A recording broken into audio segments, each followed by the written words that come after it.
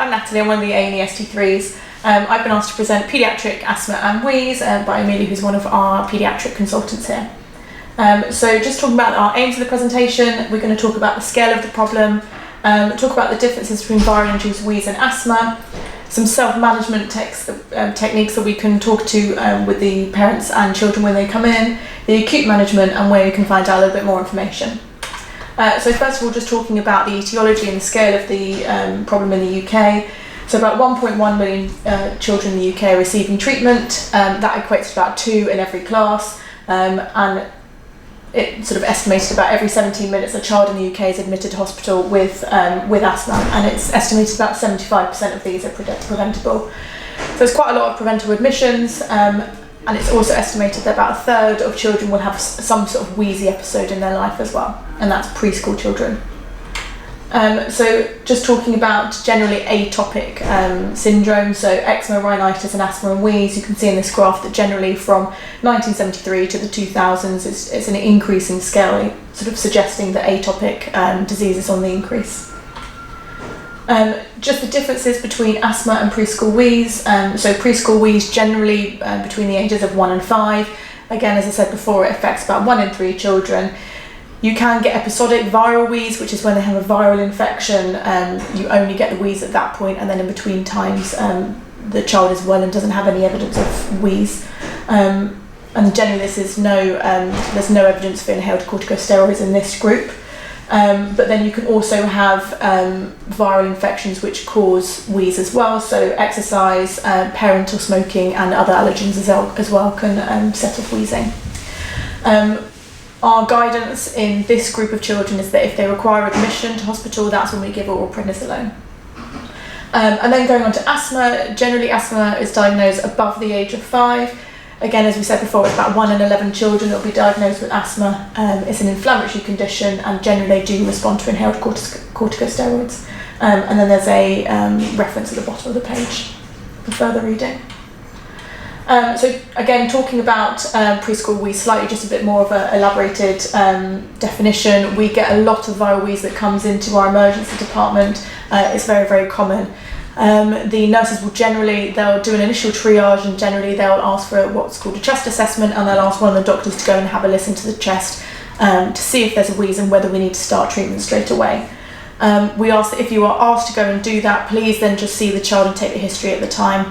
There is no point you seeing a child and then an hour later someone else seeing the child and listening to see if there's a difference, because what you heard, it's easier to compare if the same person listens.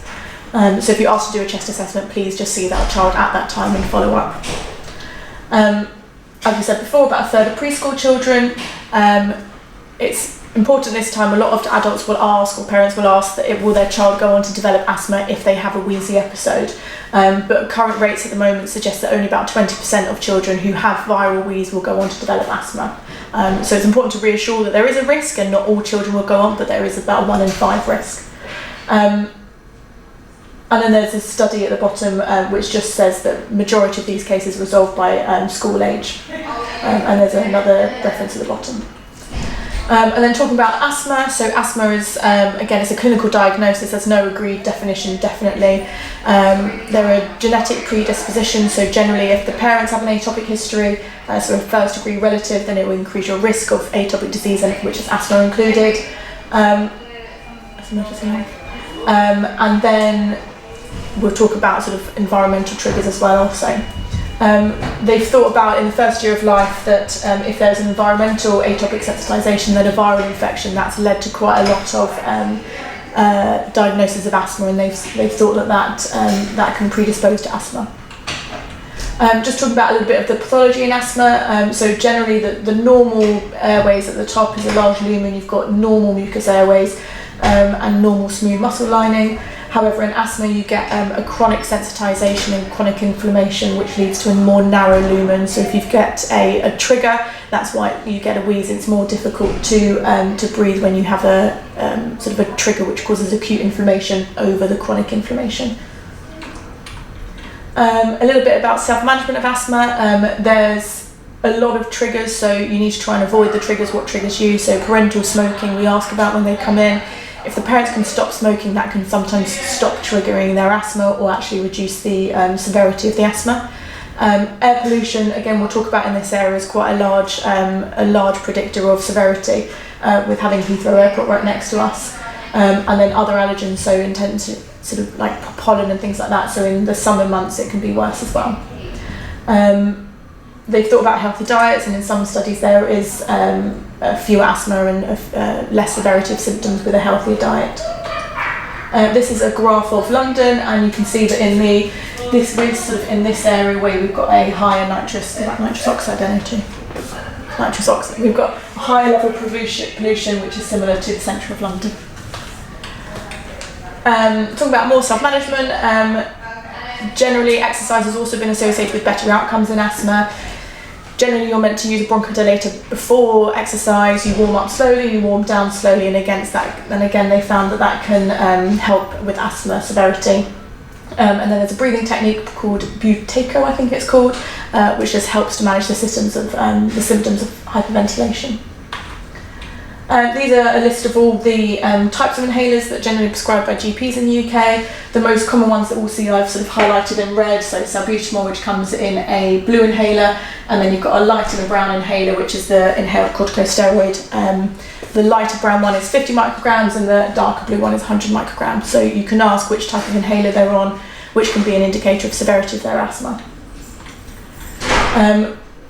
All children are asked, and by the GP, should have been prescribed an Aerochamber within whichever age group they're in, and this just helps to deliver the inhalant to down to the bronchioles basically better. So it has a better treatment effect.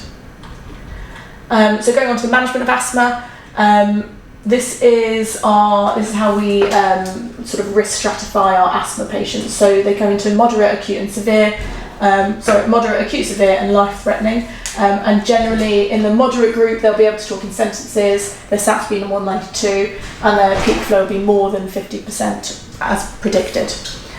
Once you get into the acute, severe group, you start dropping your SATs and you're breathless at rest. And then, if you have any of the life-threatening features, I would move the child to resus and get a senior to help you fast bleep the paediatric team, and probably a child anaesthetist as well. But that's if they have a silent chest, poor respiratory effort, and if they're tiring.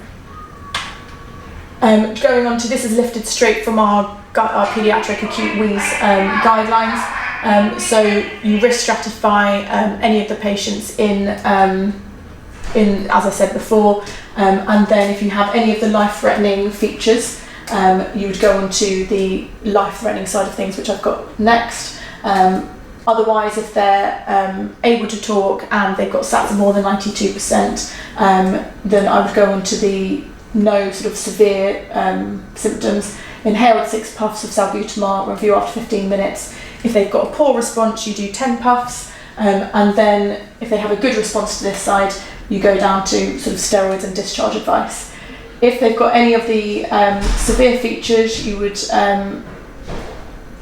give inhaled salbutamol 10 puffs, nebulizer if they're less than 92% saturations on air, and you review within 15 minutes.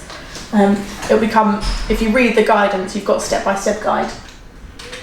And then going on to the life-threatening wheeze, so any of the life-threatening features you do nebulizers, so salbutamol and ipratropium. You go on to IV hydrocortisone, magnesium sulfate is the next step, and then you go on to IV salbutamol. If you have any of the features which are life-threatening, you just call the senior team there, and they'll start the management.